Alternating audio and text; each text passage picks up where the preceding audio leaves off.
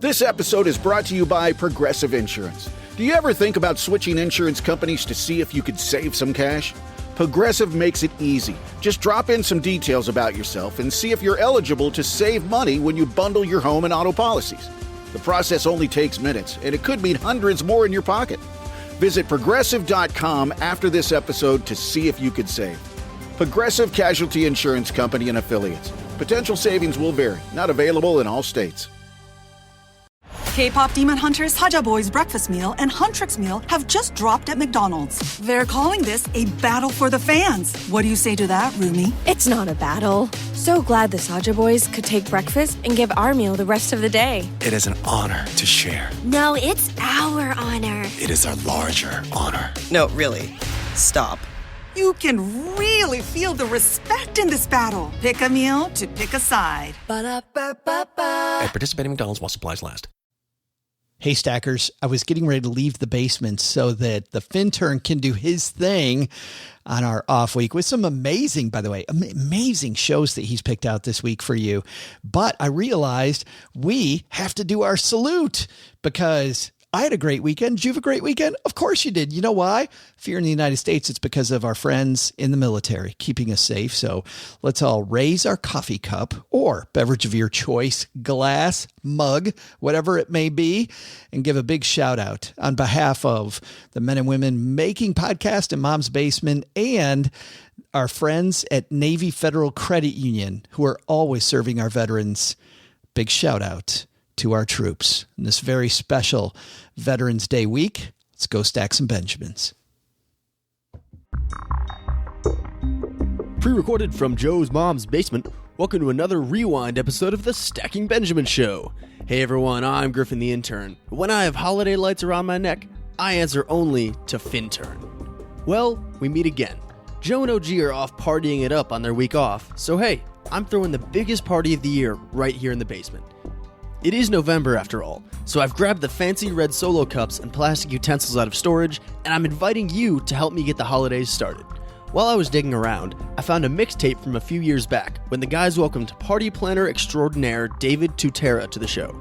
He's planned some of the biggest bashes on earth and gave some awesome tips that we can use to crank up the fun and spend less money. This episode originally aired back in 2019. So enjoy this rewind to a great show, but ignore any giveaways or mentions of current events. Enjoy, Fintern out. Hey, this is Pete the Planner, USA Today money columnist and host of the Ask Pete the Planner podcast. When I'm not fixing the weirdest financial situations you've ever heard of, I'm stacking Benjamins.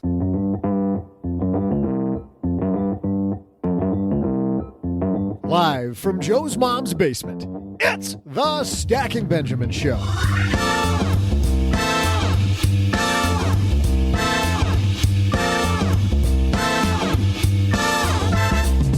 I'm Joe's mom's neighbor, Doug, and, well, we've hung lights up the stairway, and by the unusually good smells, you know the timer on Joe's mom's pumpkin pie is about to ding. So now if someone could just throw on a little Michael Bublé music, this place could be right out of a Hallmark movie. But to make sure we get everything just perfect, today we welcome to the basement celebrity party planner David Tutera. Yes, that David Tutera. Plus, during our headlines, one firm has a new study out talking about New Year's resolutions. Getting yours in order?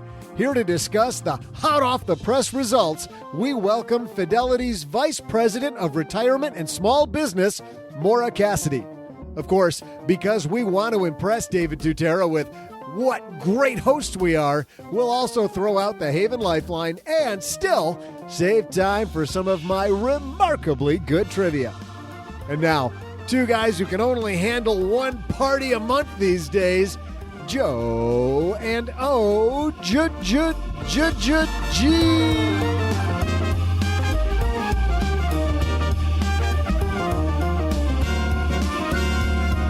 What's the deal with Doug and all the old guy jokes lately? First it's me, and now it's both of us. It's fine as long as the parties end precisely by 8:45. You are such... I swear you're 87 years old when it comes party time. The last 2 days, so yesterday I got up, today, 5 o'clock in the morning, the day before that? Let me guess. You got up at 5 o'clock in the morning because you had to pee. No. 3:30 in the morning the day before. Both for work. Both for work. Nice job. Yeah. You get a gold star. A lot of podcasting. You're bringing home the Benjamins, my friend.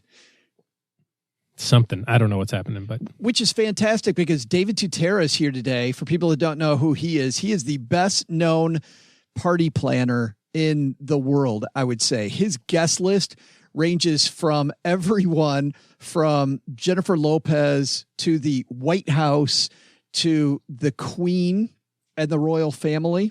And now us. To Little Kim and now the basement. He's going to help us decorate the basement. But if you're planning a holiday party and you don't want to make it a David Tutera event where it's tons of money, he's going to teach us how to do it for less. How about that? I like it. I had a breakfast mentoring meeting yesterday with a young woman who was just amazing. She is graduating from college with a degree in wealth management, and she reached out hoping for some pointers. And listen, if somebody's in Texarkana and wants to go into this beautiful field of personal finance and helping people get their money together, that is incredible. But even more incredible is how she reached out, how she was trying to network.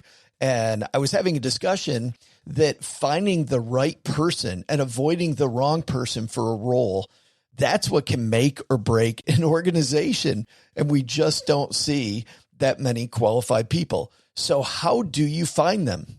Well, Indeed sponsored jobs is a boost whenever you need to find quality talent.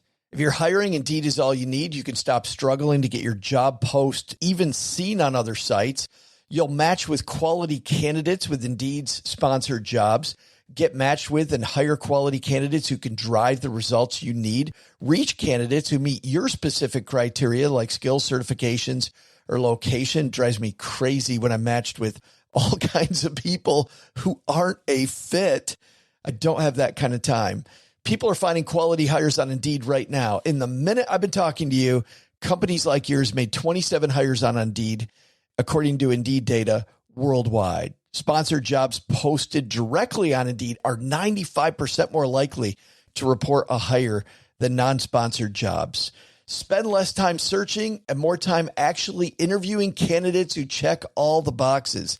Less stress, less time, more results. When you need the right person to cut through the chaos, this is a job for Indeed sponsored job. And here's what's cool, stackers. You're going to get $75 in sponsored job credit to help get your job the premium status it deserves at Indeed.com/podcast. Just go to Indeed.com/podcast right now and support Stacking Benjamins by saying you heard about Indeed right here at Stacking Benjamins. Indeed.com/podcast. Terms and conditions apply. Hiring, do it the right way with Indeed. In business, there is no room for guesswork. Every shipment matters. Every deadline counts. And when you're trying to keep operations running smoothly, the last thing you need is uncertainty. That's why reliability is at the core of USPS Ground Advantage. From the moment your package is first scanned in, it moves through a secure nationwide network, aiding in a timely and accurate delivery. You get near real-time tracking so you can keep up with your shipments. And with affordable upfront pricing, there are no hidden fees or surprise surcharges to throw off your cost sheets. It all adds up to predictable deliveries you can depend on, because knowing your logistics are handled lets you focus on everything else, your customers, your team, and the future you're building. Visit USPS.com/Ground Advantage to start shipping with confidence. USPS Ground Advantage. We mean business. We got a great show today. David Tutera. I love his show, Celebrations. Come on. Hello, darlings. And now it's time for your favorite part of the show, our Stacking Benjamins headlines. Oh, I love headlines like this. These are always my favorite. This one comes to us from Barron's. Ready for this one? You're pointing again, but sure. My favorite headline. My hand is open. When I point, my finger is out like this. I see. Yes. It's like you're pointing with your palm. It's my spider web's going to come out. Don't time the market, But if you do... but if you do. I love that. Don't time the market. But if you do, here's when the bear might come knocking. Oh. Yet another piece, OG, telling us when the bear market's going to come. Isn't it good that somebody knows? So nice that they share it with everybody in advance, too. Well, thanks to Andrea Rickier, who wrote this from Market Watch. Andrea writes, how should investors think about the possible end of the decade-long bull market? We could probably answer that. How do you think investors should think about the possible end of the decade-long market, OG? It's another brick in the wall. I don't know. That it's going to happen? that the end of the decade will appear. Yes. I hate shortly. This will end, and someday we will all die. Spoiler. Hate to say it. That turned in a hurry. It did. Got very morbid. With the U.S. economic expansion now in a record 11th year, it's a fair question. I don't know that it is a fair question. It's an obvious question. A new analysis from BCA Research, she writes, is somewhat reassuring. Stocks can still defy elevated multiples, the Montreal-based firm notes. But there's one big caveat. Any lurch upward for stocks might be the last gasp before a significant downturn. It might be the last gasp. Or, you know what else, OG? Nothing. It might not be the last gasp. It might be. It might be, though, so... I think it might be. While U.S. stocks are expensive, the piece says, over the past few decades... False. Over the past few decades, there have only been two periods in which price-earnings ratios were this high. It doesn't mean conditions are too frothy. So what she says is U.S. stocks are expensive, but it doesn't mean they're expensive. It doesn't matter. But it does matter. I love this piece. BCA Research suggests other assets are just as pricey. Oh. And their analysis of global speculation is measured. Margin debt, or the funds investors borrow in order to make trades, is at its lowest share of U.S. market capitalization since June 2005. Quote, these are hardly signs of irrational exuberance, the firm notes. Still, BCA says bear markets and recessions travel together. Of course they do. But we're not in a bear market. Or a recession. For a bear market, a 20% decline in stock prices to take place, which happened less than a year ago, there must be a, quote, significant and long-lasting decline in earnings. And that likely means a recession, which BCA believes will happen, quote, in the next 24 months or so. But didn't happen the last time it went down 20%?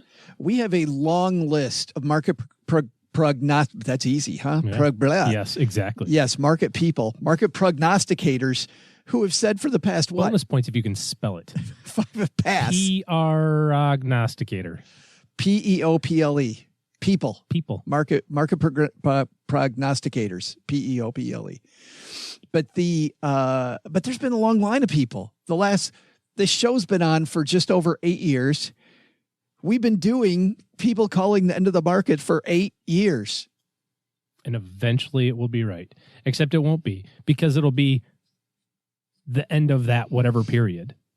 I was just thinking the other day, we're getting close to Christmas time, and I was thinking about last year at this time, how just almost day after day, it felt like we were getting our face kicked in. The whole like Santa Claus rally didn't happen.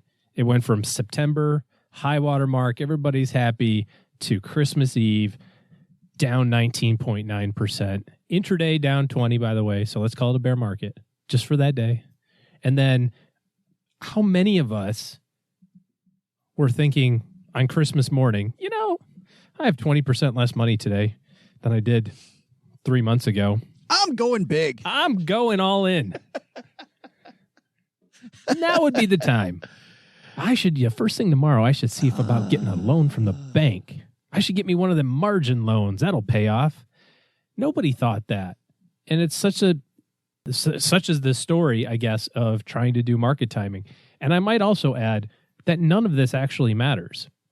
If your financial planning goals are something that's happening in the next 24 months, the money shouldn't be in the market anyway. If it's happening in the next 36 months, shouldn't be in the market anyway. So you shouldn't have to worry about that. If your financial planning goals are 30 years from now, like many of us have retirement or college education goals that are 10, 20, 30, 40 years away. And I would also submit to you that if you're not 90 already, you probably have a retirement goal that is in your 90s.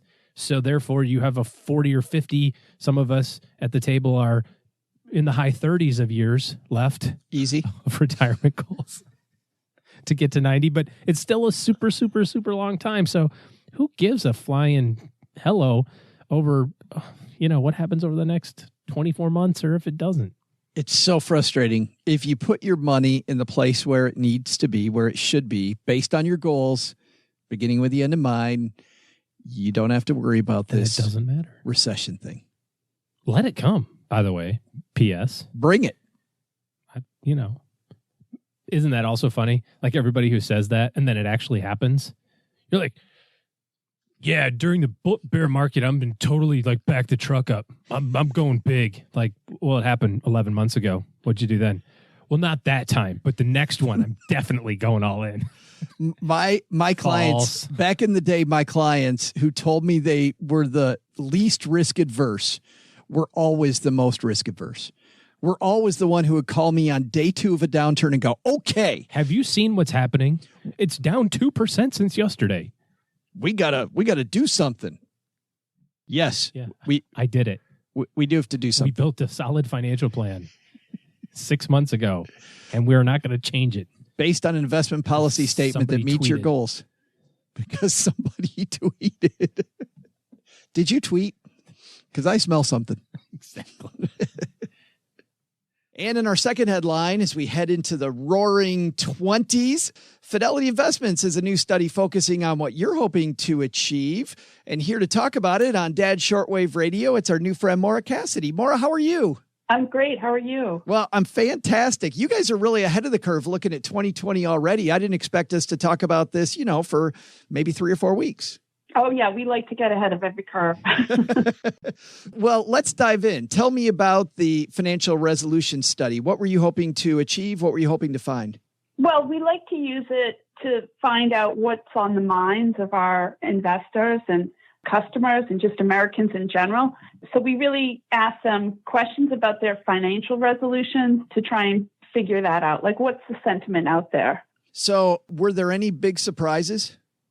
Well, I'll say one of the things that was not surprising first. So the top 3 financial resolutions have been pretty consistent over the years, and that's save more, pay down debt, and spend less. So those all sound like great resolutions, and they've consistently been in the top 3 since we've started running this survey. We've changed the protocols about the survey, but basically those are still the 3 that are on the top. And what are the percentages for those, Maura? How many people wish they'd save more? Sure. So 53% of the respondents said that they wanted to save more. Awesome. 51% said they wanted to pay down debt, and 35% said they wanted to spend less. It's funny because the converse of that, I mean, I love that 35% of people want to spend less money, but that means 65% of people are like, no, I'm okay with spending the same or more. Like, good for me. Right. Yeah, there is definitely some people that are already doing a good job, so that may not have to be one of their resolutions. You also have here the top financial concerns as I read the study for 2020. The biggest one, I bet was no surprise to you. 51% of people, they're worried that there might be an unexpected expense. Right. And that also is a great indicator of saving more because they think that they may have an unexpected expense. They need to save more and build up those emergency funds. And so that speaks to having a little more cash put away for those unexpected expenses. So I think that's a good one to have on the list. I want to talk about some takeaways here. So if that's number 1, I want to save more money and emergency funds, number 1. How do you look at that, Maura? I mean, the average person listening to this, what's a good strategy for putting that together? Right. Well, people should look at small steps, not feel like, oh, I've got to save, $5,000 tomorrow. That isn't really the way we're looking at it, but set up some small steps, start saving. And if you are saving, maybe save 1% more. So each week, put away a little extra from your paycheck into that emergency expense. And then when that's built up and you can cover several months of expenses, look to the next thing that you want to put the money towards. Like instead of, what's that thing mom says, eat an elephant one bite at a time? Right, exactly. If you look at it too big, then you're never going to feel like you can accomplish it. But if you look at it in those smaller bites, it will be much easier to take. You also looked back at 2019 and some financial mistakes and setbacks. What were some of the biggest mistakes people said they made this year that they don't want to replicate? Right. Some of the biggest were 28% said they took on debt or added to existing debt. That's kind of contra to what we feel were the motivators for people to make a financial resolution, because 68% of the people said they wanted to live a debt-free life. So that's a mistake, to put on more debt or add to your existing debt if that, goal is to not have debt. And one big driver that I see here, 36% of people said dining out too much was a problem for them. Right. So, that's just about, you can evaluate that and say, okay, should I dine out less, or should I just go to maybe a less expensive restaurant? Maybe even just, have more people over to your house for more simpler meals and have the experience of getting together with people, which might be the driver for dining out, and still have that like community and friendship going on, but maybe have them over at your house. That's a great idea, especially now around the holidays. And it's funny, there's a book that I read called Never Eat Alone. I don't know if you've read that book. Keith Ferrazzi, who wrote that, talks about even if you have folding chairs in your living room and a potluck, like there's just something communal about having people over at your house versus the big ticket dinner out. Plus, I think I feel better, I don't know, all that restaurant food. Whenever I travel, you probably travel all the time, Maura. Whenever I travel and I eat at restaurants, I feel horrible afterwards. Right. You definitely have to watch yourself. It's easy to eat things that maybe don't add to the waistline, which is another resolution. Right. What's the big takeaway here? If somebody reads your study out today, what's the thing that we should maybe focus on for 2020 most? Sure. Well, we asked those people who said they were making financial resolutions and who were able to keep them, what were their secrets to success? And 51 said, make it a clear and specific goal. So be really specific. Have a goal. I want to save $5,000 this year on top of my normal, savings or whatever. And then 48% said have realistic and easy to maintain goals. So again, this speaks to sort of that smaller step that's realistic. Like each paycheck, you're going to put $10, $50, whatever it takes. Just have it be realistic for your own budget.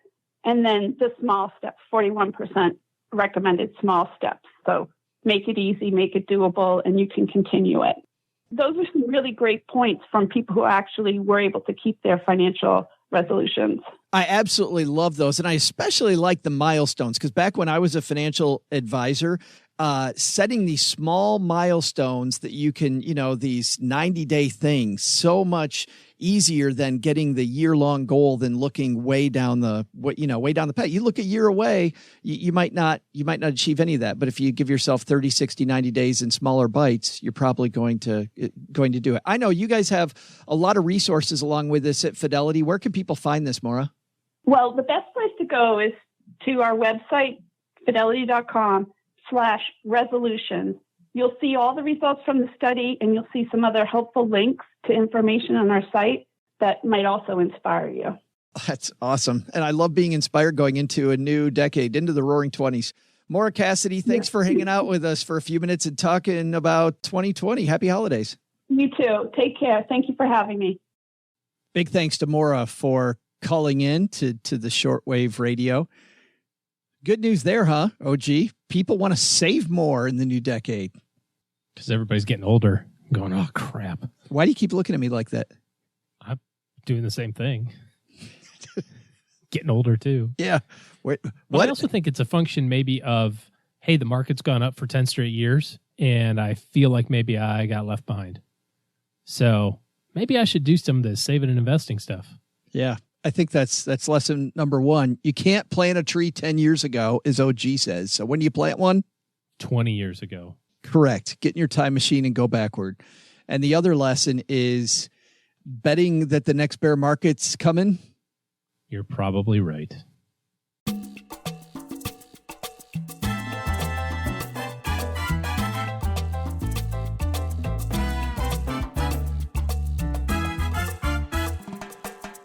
There is no wedding planner better known on earth than David Tutera. He has done some of the most glamorous weddings of all time. Of course, he's also done many of the greatest celebrations of all time. You'll know David from shows like My Fair Wedding and Celebrations with David Tutera.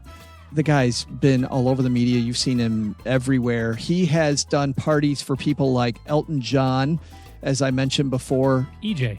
That's what I call him. He's done parties at not only the White House, but for British and other nations' royalty. He has Little Kim, Jennifer Lopez, you name it. David Tutera has probably done a party for them. But you know what? Today, he's decorating the basement. I'm sure this is his favorite task of all. Let's say hello to the man who's going to help us do more with less, David Tutera.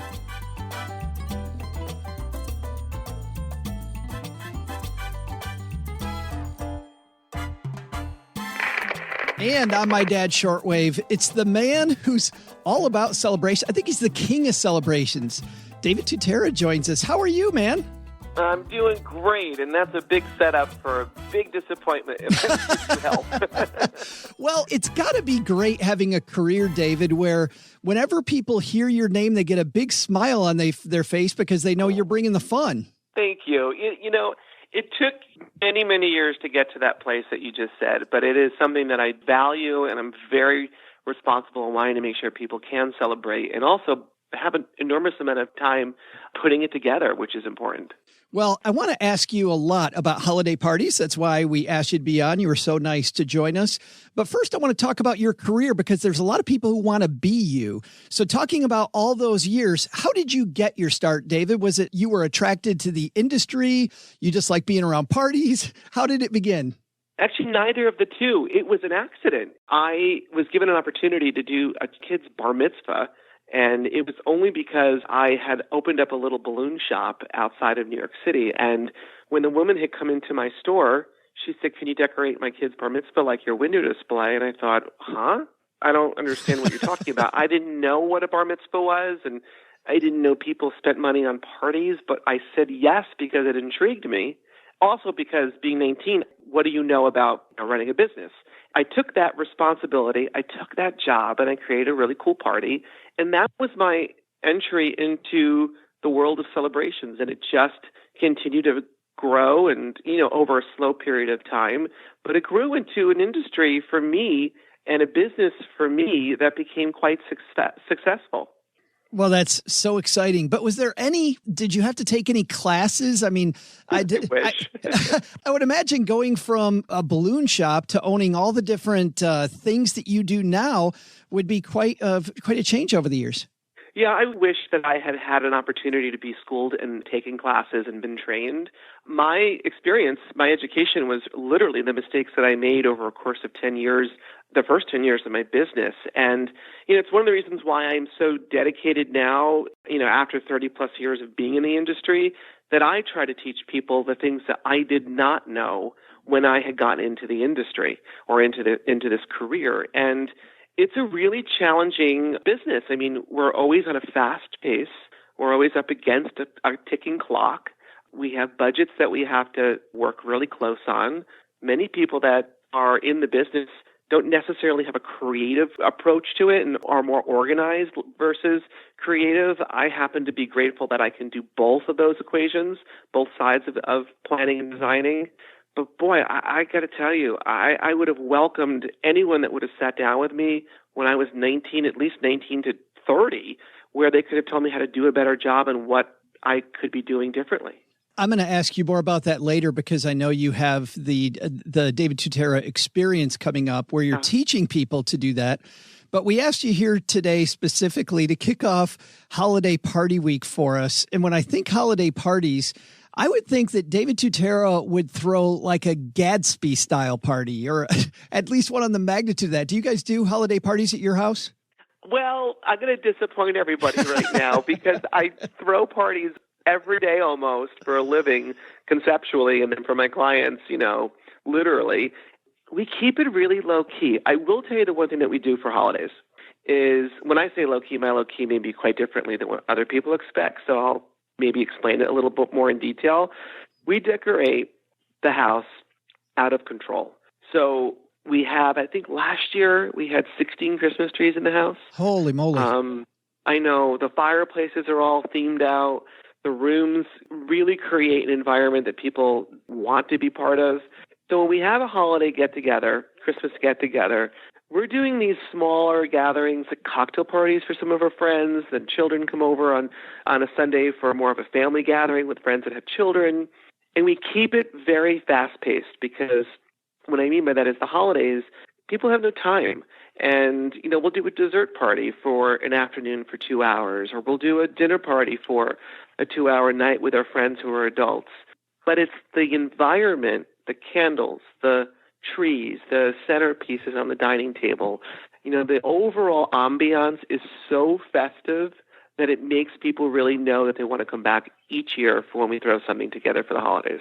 Well, if you don't mind, David, let's dive into, let's say, a frugal party. We want it to be fantastic, but we don't want it to break the bank this holiday season. So if we could walk through that step by step, I guess if we start big picture, in which areas should we splurge and where should we cut back?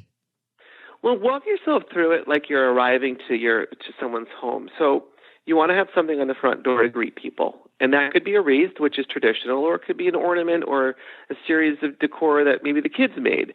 And that's just the arrival into the house. That could be something that a project is done by the family. It could be leftover random ornaments or decorations that don't make sense, that you can turn it into one item. When you walk into the person's home, I think it's really nice to have scented candles or scented potpourri that's burning over the stove so the house smells like Christmas. That doesn't cost anything. That's just experiencing one of the 5 senses when you walk into someone's home. And then choose on where you want your party to be, meaning, do you want it to be in your dining room and you're going to sit and have dinner? Or do you want it to be in your family room and you want to do a cocktail party? Or do you want to have a dessert party and have it be in the kitchen? If you spread it out too much, then you have to spend too much money to make every area feel special. If you want a concentrated area, which could be just lots of candy in glass jars or ornaments stacked in, wonderful containers, some faux candles and some faux flowers, which are less expensive than real. There's ways to make moments special without having to indulge in spending so much money. Also, come up with a very solid color scheme. I think monochromatic, to me, like if it's all gold or all silver or all red, is also more bang for your buck without having to buy too much of multiple things. I love that. Then you're not trying to be everything to everybody either. You're looking just for gold. Anything that's gold fits. Yeah, exactly. That's exactly right. Now, let's step back even from the party. The invitation to the party, is there anything that we do there, or is that an area where we can really cut back? Well, I'm super traditional when it comes to inviting someone to someone's party. I'm not a big email invite person. I like to do something very simple. There's plenty of online sites that are very inexpensive to do one single panel card that says, join me for the holidays, or cheers to the New Year's, or let's be sweet for Santa. I mean, there's so many things that you can do for a very inexpensive cost. Often the postage can cost more than a single panel card, right. But send it out. It's a great way to show people that you really care when they open up the mail and they get an invitation, which seems archaic, but it's really a kind way to invite people. I think it's more of a statement today than it even was 10 years ago, David. I mean, 10 years ago. Yeah, I got a letter 10 years ago. I got 50 letters. Today I get a letter. Oh my God, I got a letter. Exactly. It's a big deal when you get it. You feel like you feel special.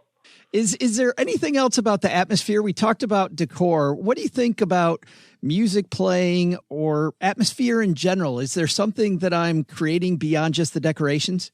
Yeah, it is. And to me, any successful party is really about the energy of who's hosting the party. So, your host shouldn't be stuck in the kitchen. They shouldn't look frantic and freaked out that they're not getting done on time. They need to become a guest at their own party. That sort of dials down the anxiety of how guests can perceive it to be based upon who's hosting it. Music is great in the background. I don't like it to be too loud to lessen the ability to talk to friends. If it's a Christmas party, I don't need to hear Christmas music for 2 hours. I think it's great to mix in non-holiday with holiday music and, dimming the lights a little bit and creating an ambiance. I mean, ambiances are free. you can create a wonderful environment and not spend a lot and have a more successful party than someone that gets tons of flowers and has a terrible vibe in the space. It's all about what you are putting out. Well, in talking about the vibe, I know I've been to some parties where they had entertainment or games planned, and it was a lot of fun. And other times I've been to parties where they had entertainment or games planned, and it totally killed the party. Where do you stand on entertainment with maybe a group of 10 or 20 people? I'm not a game person because I think it forces people to do things that they may be uncomfortable to do, and I don't want to be set up for something when I'm going to a party that I want to relax. When it comes to entertainment, I love entertainment. I think for 10 or 20 people, it's probably not the right scenario. Above 20 guests is when entertainment makes more sense to me, because then you feel like you can enjoy the environment of people and still be connected to the entertainment without having to stop the party. When you've got 10 or 20 people, it stops the party. I would think, and I want to transition from our frugal party to some of these huge weddings and huge events you've done, these huge celebrations you put on, like we've seen in your TV shows. You always seem to have a surprise or two up your sleeve when you're working with these celebrities. I do. To me, it's important to make sure that you're not laying out all your cards. I mean, it is like playing poker. I mean, you don't know what the card's going to turn over. And to me, when guests arrive to any party I'm putting together for anyone, celebrity or non, I want them to feel like they're not aware of what's going to happen next. They leave going, oh my gosh, what did David do? He created this experience, then he switched it up, and then he changed it again. And you can do that with entertainment. You visually can do it with decor. But with entertainment, it changes every element of the energy and the vibe that people are experiencing. I love it. What about parting? Do you send people home with a little gift, a little thank you, or is the party itself a thank you? You answered your own question. I think it's wonderful when someone gives something not necessary, and sometimes the gifts that are given as a favor for a departure are sometimes just done because it's on the checklist to do. You can save energy and money by just giving them a great party without having to give them something to remember the party by. Yeah, I love that. And circling back for a second, because I forgot to talk about actual food. Are there foods that are a no-no at a Christmas or a holiday party, David? No, I wouldn't. I would think more about what your options are than as opposed to what not to have. Okay. Be aware of your guests. Be aware of the style that you may know your friends and family for eating. Don't try to be a foodie in the kitchen if you're planning on doing it yourself, because it takes away too much of the time from your guests. I just think you want to keep it very safe, which is a word that most people don't like to hear me use. But food should always be safe when you're having a party. It's not the place to think outside the four walls. If you want something unique, don't go to a restaurant. I also want to circle back to one other thing, which is the idea you talked about with your own parties, that it doesn't have to be this huge things, that sometimes less is more. I really like the idea of a shorter party versus a long one. Yes. I always have said you always want your guests to leave wanting more. I'm sure you've been to a party. I know I've been to too many that you're going, oh my God, when can I leave? When's the right time to exit the house? It's always wonderful when it kind of wraps up on its own, but if it's magically done, it's being wrapped up because the party host is aware that, okay, let's move this on. So when I send out that invitation again in a year, they're going to want to come back, as opposed to, why isn't this never ended? Yeah, it's almost like binging Netflix, like or binging one of your shows, right? Yes. They get done with one, they want to watch the next one. Exactly. Yeah. Exactly. I want to ask you about the experience, because I know that you are very passionate about helping people get some of the education that you didn't have. Is the experience for this year, is it still open? Can people get in? It is. We only have a few slots open. I'm real excited about this year, as I've been the past 4 years. It's March 29th, 30th, and 31st in Orlando, Florida at the Four Seasons. And we do have a couple spots open. It is for people that are in the business for 30 years or more, or people entering it for the first time in their life or second or third career, and want to learn so much from myself and the other 12 educators that I've personally selected, and 3 nights of incredible events that I've designed and produced that they can be guests at. Like I said, I wished I had this experience to be part of, and now I know I can give it to people that want to expand their careers and their knowledge and their creativity. And it's pretty remarkable how it has literally changed people's perspective of their personal life as well as the focus on their professional life. That's what, when I was reading the reviews, prepping for our time together today, just the reviews of the experience the last 3 years, when people use terms like mind-blowing and surround sound, it's amazing how transformative it seems like this has been the first 3 years. You have to be very pleased with that. I am. I'm very, very proud of it because it was a tiny idea. I thought, gosh, what could I wish to have done differently for my career? And here I am now giving the opportunity for people to learn from my mistakes, from my failures, from my successes, and how we all can share it together. Because I think there's so many industries that all have a bragging mechanism where people love to talk about how amazing they are and how successful they became. But there's an uphill battle for everyone. And if we don't know what that journey has been for people, how are other people going to take a journey to become successful? And success is very different for different people. I mean, everyone has a different answer when it comes to what is success. Yeah, we all need coaches and a roadmap. Exactly. Yeah. A lot of people listening, I'd say most of the people listening to you and I right now are not in your business. And for them, I want to talk about you and your bridal line. What's up with the bridal line? I can't, when I thought you've done everything, you decide, you know what? I'm going to have a bridal line now because I've got 4 minutes left between all my other stuff. I got to fill it. Oh my gosh. I'm excited about it because, my hands are on this. My mind and my 30 years of being in the wedding business, I wanted to develop and create a line that is custom designed by myself. And it's romantic, it's elegant, it's unique, it's, to me, an unexpected representation of bridal fashion. And I always want to do something that is different for the consumer. I know, it's like, how much more can I possibly decide to take on? But I take things on that make a difference. I take things on that I feel there's a missing gap for a consumer. And I always want to make sure that whatever I'm creating, designing, or developing can be seen as a legacy to, the David Tutera brand, and also the ability for people to think outside the box of expected. And the dresses are unexpected, and like I said, they're elegant and glamorous. And that's, to me, what women deserve to have when they walk down the aisle on their wedding day. By the way, if you're walking your dog or you're on your commute, we'll have the links for everything David and I talked about today on our show notes page at stackingbenjamins.com. But if you're at your computer, you can just head to davidtutera.com. David, thanks a ton for helping us make this holiday season better. I appreciate it.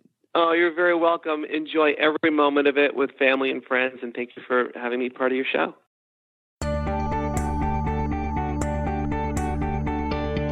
Hey there, stackers. I'm Joe's mom's neighbor, Doug, and welcome to the most festive part of this show, my trivia.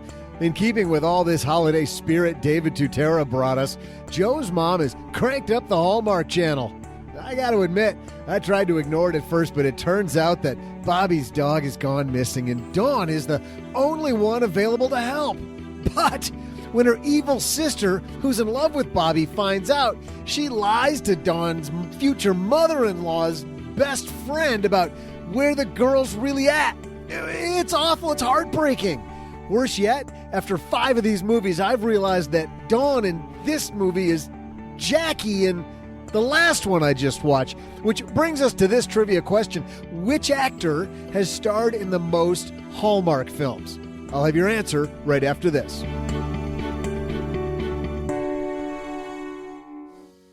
This episode is brought to you by Progressive Insurance. Do you ever think about switching insurance companies to see if you could save some cash? Progressive makes it easy. Just drop in some details about yourself and see if you're eligible to save money when you bundle your home and auto policies. The process only takes minutes, and it could mean hundreds more in your pocket. Visit Progressive.com after this episode to see if you could save. Progressive Casualty Insurance Company and Affiliates. Potential savings will vary. Not available in all states. What would you do if your online store converted 36% more shoppers? You could take 36% more vacation. Another pina colada? Yes, please. Open a new retail location with 36% more square feet. Fantastic. Hire 36% more help. You're hired and you're hired. Shopify has the world's best converting checkout, up to 36% better than other e-commerce platforms. What you do with those extra sales is up to you. Switch to Shopify today at shopify.com/listen and get a $1 trial. Shopify.com/listen. Welcome back, rom-com addicts. I'm Joe's mom's neighbor, Doug, and heck, I'm one of you. And, this is the best part of the show that it needs no lights or tinsel. It just needs my trivia. So, would you believe what just happened in the movie? First, the main character, Becky, had a great life, and then she got fired from her job as a stockbroker. But, it turns out what she really needed for the holiday season was to go home to her family and have a good family dinner. And it's all better now. I wonder what the next movie will be about. Probably something completely different. But first, let's get back to your trivia question. Before the break, I asked this question. Which actor has starred in the most Hallmark films? The answer? Well, if you guessed Candice Bure. You may know her as the Full House daughter, DJ Tanner. Anyway, it's that woman. You'd be correct. Candice has starred in a whopping 18 Lifetime movies to date. But check back next month, and that number's probably going to reach a little higher. See ya.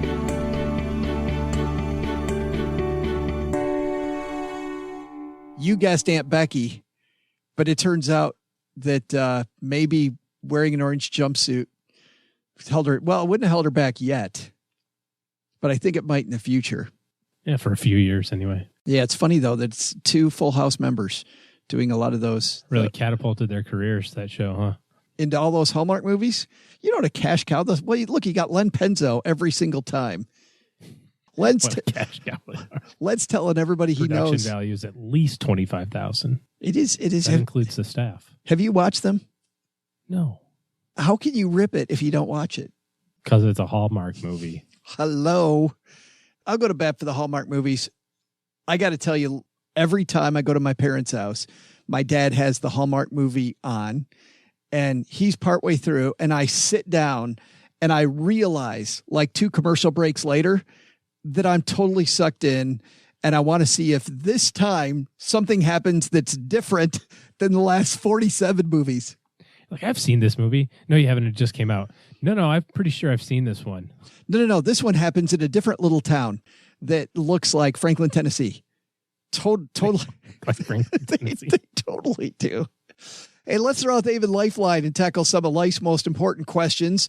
Our friends over at Haven Life Insurance Agency, they put what you value first, OG. Mine are old cartoons, like Frosty the Snowman. Fantastic. Little Charlie Brown Christmas. They had one of those on ABC last Sunday, and I totally missed it. Had it on yesterday. Yeah, if there's only a device that they would create to watch those on demand, watch those anytime you want. That'd be so much crazy, so much better. It's actually your loved ones in your time, but watching those with your loved ones. Yeah, my daughter wasn't into them. Really? Yeah, she's like, yeah, I don't. That's crazy. It's okay. She'll come around, or she will get no presents. You will stay here and watch these. It's why they made buying quality term life insurance actually simple. Head to SteckyBenjamins.com/Haven Life now for a free quote. And today we're throwing out the lifeline to Chris. Say hi, Chris. Hey, Doug. Chris in New Jersey here. I've got a question for the crew, and you might want to grab the soapbox for OG because it's about bonds. Anyway, I'm trying to keep the end in mind and focus on my glide path. So based on my expenses, I'm confident that I can live off of 3.5% of my nest egg going forward. Now, I know personal finance is personal, but that number ties in nicely with a fairly conservative 3.5% withdrawal rate. Right now, even in this low interest rate environment, I could buy state municipal bonds that have a federally tax-free yield to maturity at 5.5%. The other California bonds, but no matter how poorly a state is run, I believe the federal government essentially guarantees that a state will not become insolvent. If California does somehow go bankrupt, the federal government steps in and backs up the state loans, right? So if I can get 5.5% tax-free return on, quote, risky, high-yield state bonds, and a 3.5% withdrawal is enough to cover my expenses going forward, shouldn't that 2% spread be enough to cover inflation and prevent me from ever dipping into my principal? What am I missing here? Thanks for the question, Chris. Let's help him along his glide path, OG. He needs 3.5%. He can get it with municipal bonds, which are people that don't know what those are. That's a loan to a city. you loan money to a municipality. Maybe it's a road program or sewers or football stadium. Football stadium could be a bunch of different projects. And often those are tax-free on either a state level or a state and federal level. Mm-hmm. But he's not looking at them for the tax break. He's looking at these because they're low risk. So what do you think? Well, I think he's looking at it as from the perspective of it's almost guaranteed 5.5% because it's guaranteed by the feds. So why not just take it? And this is a really seductive trap, I think, to get into because it does sound, when you draw it up on paper, like the easiest solution ever. Like, why would I not take? I need 3.5% out. I'm going to assume inflation's 2%.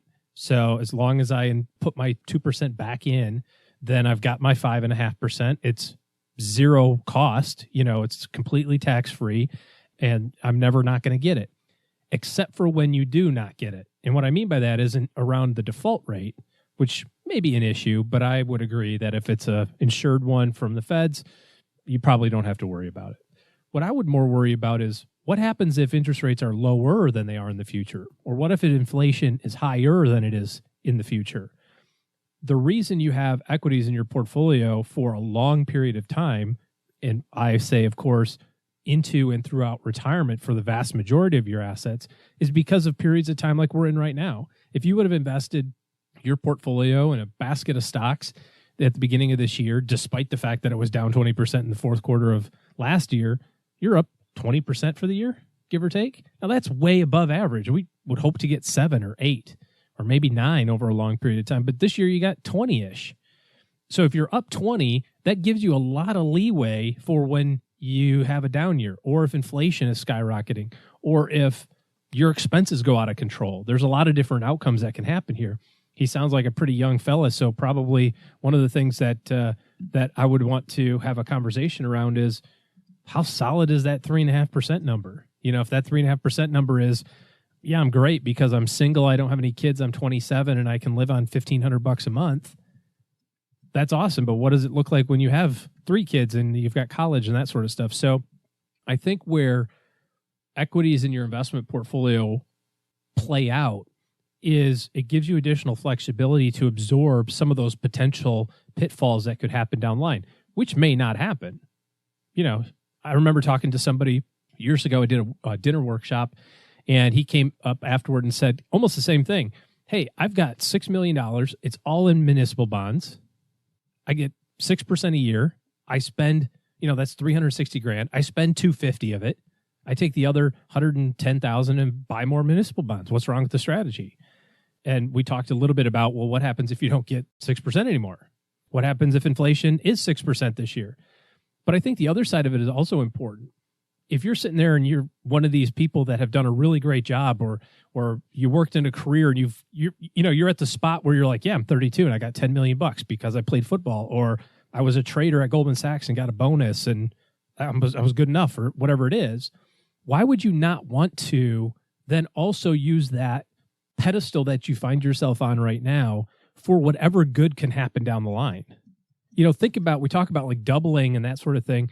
And yeah, maybe you've got enough money to live on $80,000 a year the rest of your life, and that's a comfortable lifestyle, and you're good to go, and all's right in the world.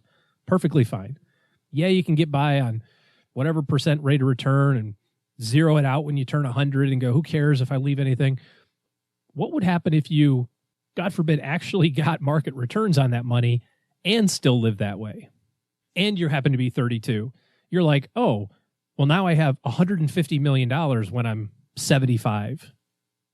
Maybe that's something that could be worth exploring as well, where you can build a children's hospital or something. So there's a lot of other things that come out of being fully invested versus just the simplicity of, I'm good with my lifestyle as it sits right now. And that would be my biggest concern with kind of going that fixed income route, whether it's muni bonds or any kind of fixed income. You and I have had this discussion over time, which is you reach a certain point in your portfolio and your goals can change from you and making sure you're going to be okay to, is my family going to be okay? And is my community going to be okay? Can I impact my community, impact my family to your point, I love these ideas of keeping growth in your portfolio for that reason. But if he's just worried about him, your main point is just diversification. I mean, diversification and thinking long and hard about inflation are your main 2 points. Yeah, you're not thinking big enough. That's, I think, the biggest point here is that you're good with, like you said, your center. You're like, I got $1 million. I can live on $40,000 a year for the rest of my life. Or in this case, $35,000. I'm happy with that. I could never want any more. Awesome. And I'm not saying that you should change that. I'm not saying that you should aspire to spend $150,000 a year. I'm just saying, what else could you do? You know, the Vanderbilts have billions of dollars, not because the first Vanderbilt went, yeah, I'm good at the 3.5% distribution rate. Like, I'm good. It's because they went, well, what else can we do? In that case, I think was a little bit more specifically around their family. It could be, though, a truly exciting time. I think it's one of the more fun planning conversations to have. If you've ever driven down the road and looked at the billboard that says Mega Millions, 285 million, and you go, boy, if I won 285 million, well, I know the feds are going to take their fair share, and then there's a cash option. I'm probably only left with like 100 million only. But then, you know, you kind of start spending it in your mind, like, oh, I could go on, I could take my family and do this thing, or I could benefit this organization that I care about, or I could make sure my nieces and nephews never had to pay for college for 100 generations or whatever. Like, that's the level of thinking that you need to be thinking of if you're in the position of, hey, I'm young, I've got a boatload of money, I've made really good decisions. Just start thinking bigger. Think 50 times that, whatever it is, and see where it goes. A thought process that makes me excited about this is watching a Netflix special. Have you seen Inside Bill's Brain about Bill Gates? Yes. I'm like 2/3 of the way through I think there's 2 episodes or 2. Yeah. I'm not at long. the part where he's like shaking up the jar of crap. It's incredible. That part was a little rough to do during lunch, but I would say don't watch this and have lunch same time. That was about to happen when he's like, this is poop. And that was pretty nasty. And then he like started drinking it. That was also kind of nasty. But it's incredible the work that he's doing and the thought around, I'm okay. Now I'm going to make sure everybody else is okay. Yeah, and clearly, to be clear, he didn't drink actual feces. No. He drank the byproduct of their water purification. Because what they were working on was how can we get toilets into these areas of Africa, as an example, where it's huge very sanitary problems. Yeah, very difficult to get the infrastructure in place. Yeah. Super exciting. And it doesn't have to be that far. I know working with just local charitable organizations, I had a very difficult time at first because I didn't really feel like any of them connected with me. I had to go get my hands dirty first. And once I did, and I got involved first with the Arthritis Foundation and then with building walking trails in Texarkana. And now we're back here and Cheryl and I are looking for our thing here. It's exciting to just be part of a community. And by the way, it doesn't even have to be about the money then, but the money can help them get where they need to go as well. Sometimes we look at that stuff and we think like, oh, that's too foo-foo, or I don't want to leave anything for my kids. Those sons of guns, you know, they're lucky to be standing still or whatever, you know. And I get all that, but I don't know. I think that if you allow yourself to kind of think a little bit bigger, it doesn't even have to be like donating money. It doesn't have to be any of that sort of stuff. I'm just saying, like, what else is there? Yes. What other impact could you have? Yeah. I made that way more specific. Yeah, I know. Yeah. But I'm thinking about like flying, for example. It's a hobby that I've picked up, and at a certain point, after you have a certain number of hours, then you can do like angel flights. To me, that sounds really super awesome. Selfishly, I get to fly a whole bunch more. But then, you know, you're taking kids that need care to specialists or people that need, you know, whatever to help them. And, you know, that helps people out too. That doesn't cost really hardly anything. It's not about a money investment, but it's something that I could kind of merge two things that I think are important. Love this question, Chris. Thanks for bringing that up. That's not a discussion we get to have a lot. Soapbox thing. No, it's super exciting is what it is. Yeah. Nice. Good stuff. If you have a question for OG and I, head to stackingbenjamins.com/voicemail. All you got to do is press the record button. As long as your device has a recorder, you can very easily leave a question like Chris did. And not only will we also throw out to Chris, because he asked an awesome question, a Greatest Money Show on Earth t-shirt, but also every week in the basement, Gertrude, Mom's friend Gertrude, has a contest. And Mom sends out, well, now everybody's seen what they said. Have you seen Mom's cookies? We have to smell them every day, and we don't get them. We don't get any of the cookies, but you might. So not a reason to leave a message, but if you do, yeah, it's a total reason to leave a message. A t-shirt, maybe some of those just awesome cookies. All right, that's going to do it for today. Let's roll. Thanks to everybody who's hung out with us today. I'm going to let Doug do most of the thank yous. And OG and his team are taking clients. So if you're looking for better financial planning help in your corner in 2020, maybe OG's a fit, maybe he's not. But here's how you find out. Head to stackingbenjamins.com/OG. Get on the waiting list, and in 2020, you'll be one of the first people that they'll talk to about how they might be able to help your situation get better. All right, that's going to do it for today. Doug, take it from here, man. What should we have learned? So, what should we have learned today? First, planning a party doesn't have to be difficult or expensive. Follow David's tips, and you too can be a master party planner without breaking the budget. And have some fun while you're doing it. But the big lesson? Don't mess with Joe's mom when it comes to her Hallmark movies. Sure, the plots may all be the same, but don't point that out unless you're ready to be banned from the basement party for being a downer. Her words, not mine. We all know I could never be a downer. Special thanks to David Tutera for coming to the basement. Seriously, these candles? The man's a genius. You can find more from David at his site, davidtutera.com. This show was created by Joe Saul-Sehy, produced by Richie Rutter-Reese, and engineered by the amazing Steve Stewart. Online, visit us on Twitter at @SBenjaminsCast or on our Facebook page. I'm Joe's mom's neighbor, Doug, and I just jumped the shark. SB Podcasts may receive payment on the show from sponsors and guests in the form of books, giveaway items, discounts, or other remuneration. There's no way you would take advice from these dorks, but like Joe's mom always says, don't take advice from people you don't know. This show is for entertainment purposes only, and before making any financial moves, consult with a real financial advisor.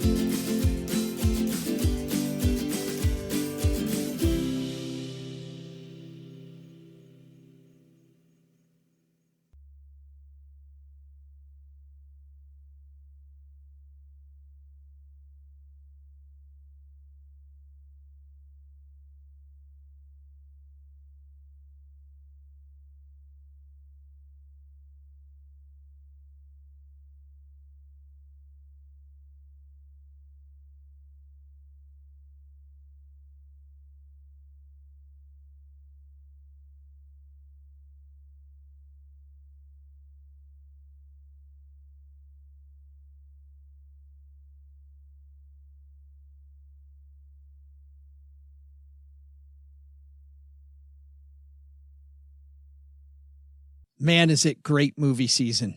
Well, while you're out watching Frozen 2, which, by the way, I'm going to go see tomorrow. I was going to ruin it for you. I'm going to go see it tomorrow. Oh, okay. Yeah. But while you were seeing Frozen 2, we went to see Ford versus Ferrari. But Cheryl wasn't feeling well, and it's almost a 3-hour movie. So that looks like a cool movie. That is the one I really want to see. But in the interest of it's not all about me, went and saw another movie, which also looked fantastic. To You and I Both is a movie starring a lot of people who we'll talk about soon. This is called Knives Out. Harlan started out with a Rusty Smith Corona and built himself into one of the best-selling mystery writers of all time. 30 languages, over 80 million copies sold. You guys fans? I mean, I don't do much fiction reading myself. Big fan. I'm a big fan. Who is that guy? Mr. Blanc is a private investigator of great renown. I read a tweet about a New Yorker article about you. You're famous. The night of his demise, the family had gathered to celebrate your father's 85th birthday. And your son, Ransom, did he attend as well? Yes, but he left early. I think Linda was upset. Walt would get a little Irish courage in him. He'd get into it with Harlan. What? Richard said what? And the game is afoot because Harlan Trumbley, the great mystery writer, has passed away. He's played brilliantly by Christopher Plummer, passes away. and he's had a knife to his throat. So he didn't pass away. He did. Well, he was murdered. He did not pass away. Well, he did pass away. Yeah, I mean, I guess he did pass away. Yep. But it very well might have been foul play. And that's what playing the part of a Southern detective who seems a little dim-witted sometimes, Daniel Craig. And it took me the first probably 30, 40 minutes of the movie to like him without the British accent. Huh. And speaking of that, Toni Collette is a daughter-in-law. She's Australian, plays straight out American. The oldest daughter, played by Jamie Lee Curtis. Michael Shannon, a fantastic actor, is the youngest son. Don Johnson plays Jamie Lee Curtis's husband. Anna de Armas plays Marta, who is Harlan Thrombey's nurse. Chris Evans is the Captain America and the oldest son of Jamie Lee Curtis and Don Johnson. Like, it is just star after star after star after star in this movie. And sounds like a Hallmark movie. It kind of is. It takes same deal. It takes place in Franklin, Tennessee, and it's snowing, and it looks like the two people aren't going to get together because one of them got killed. But magically they do. In heaven. No. This movie is funny because, like any good suspense mystery novel movie, whodunit movie, who did it is right in front of you. The difference with this movie is you find out a lot of information early on, and then you feel like you're looking behind the scenes the entire time, and you're holding your breath because you think that the truth is going to get discovered. And for a lot of reasons that I won't talk about here, you don't want the truth to get discovered. The thing that you think happened is good, but you can't help but think the movie's holding one hand behind its back with some information you don't know the entire time, like any good mystery movie would. And of course, it is. And the ending is very satisfying. The comedy is hilarious. The stars are out. You're on the edge of your seat. It didn't feel like a 2-hour movie. It's a big fat thumbs up. It is not a big movie. It's a little movie that does what it's trying to do really well. And if you like the movie Game Night, Game Night was just a little movie that was fun. You know, Jason Bateman and cast, a lot of fun. Not a big movie, just did what it did and nailed it. That's what Knives Out does. So I'd recommend everybody go see this movie. Okay, I'm in.